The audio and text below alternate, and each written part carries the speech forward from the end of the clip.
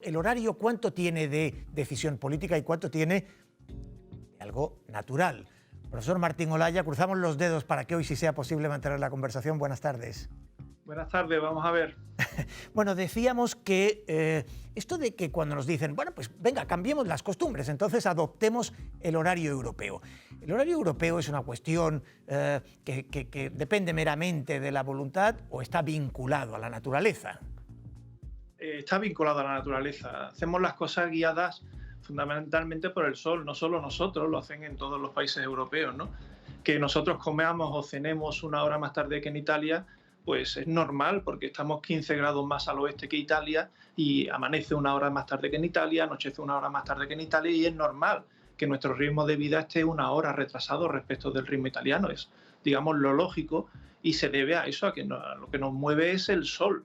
Traducimos el sol en horas de reloj, pero lo que nos mueve para tomar ciertas decisiones, como por ejemplo cuándo comer, cuándo despertarnos, cuándo cenar, es fundamentalmente la actividad solar. Bueno, pues vamos a hacer una cosa, ya que hablamos sobre todo ahora en el horario de invierno, vamos a ver cómo se comporta ese horario. Nos decía usted que la luz determina en buena medida nuestro comportamiento, nuestras prácticas sociales, la alimentación, etc. Vamos a ver cómo amanece en Europa en el horario de invierno. Si podemos verlo en pantalla, fíjense, ahí está amaneciendo en el continente. Empieza a amanecer por el este, evidentemente, ya está amaneciendo en Italia, está amaneciendo en Bulgaria, en Rumanía, todavía no en el centro de Europa. Cuando empieza a amanecer en España, fíjense que la luz empieza a entrar en España, es a la misma vez que en Francia y que en Alemania y casi que en Suecia. Es decir, profesor Martín Olaya, esto es lo que explicaría, visto así, que cuando se dice no podemos ir con el horario de Berlín, claro, es que amanece a la misma hora que en Berlín. La pregunta es, ¿esto explica que los desayunos, llegada al trabajo o a los colegios no difieran sustancialmente en el centro de Europa o en España?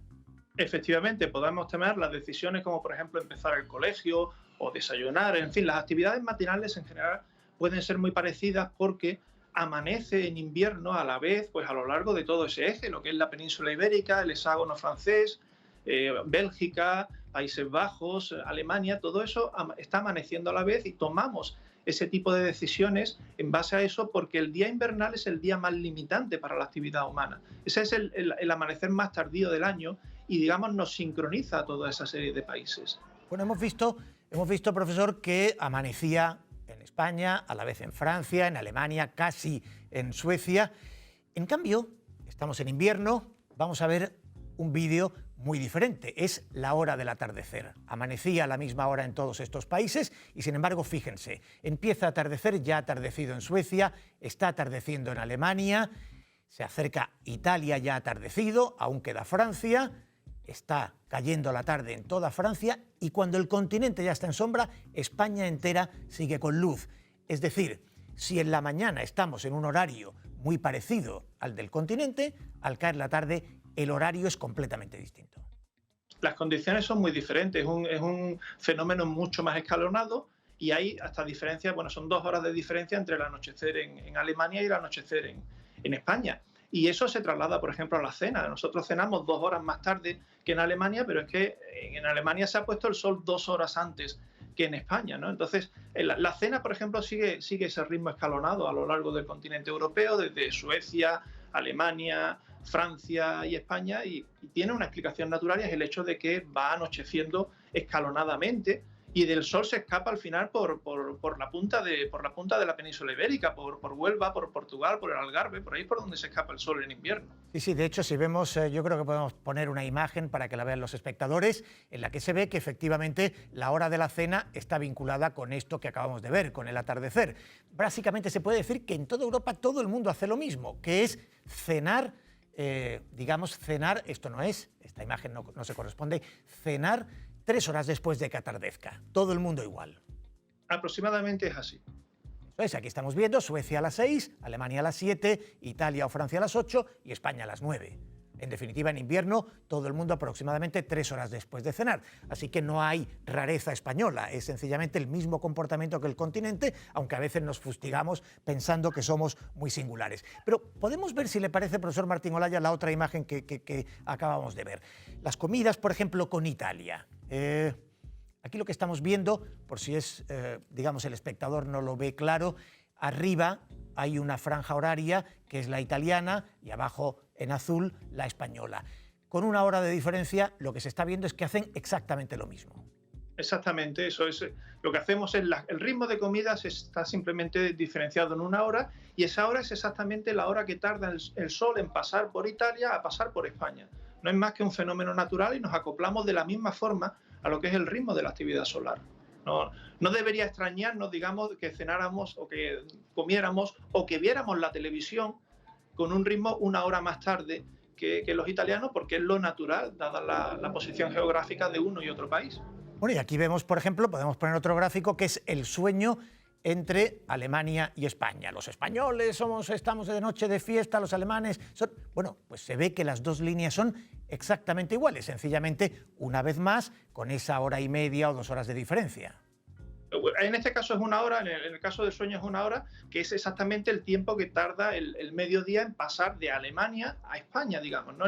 La cena es una cosa que está mediatizada por el anochecer, pero lo que es el ritmo de sueño y de vigilia está más coordinada con el mediodía, y pasa 1 hora desde el mediodía en Berlín al mediodía en Barcelona, al mediodía en Madrid, y esa hora es exactamente la que tenemos de diferencia en lo que es el ritmo de sueño y vigilia en los dos países. Es decir, además esto proviene de una encuesta que no es para 1 o 2 personas, estos son de decenas de miles de personas, y es un resultado, digamos, incluso asombrosamente coincidente, ¿no? Coincide muy bien la diferencia entre lo que es la actividad solar y la diferencia con la actividad humana, en este caso representada por el ritmo de sueño-vigilia, salvo la siesta, claro.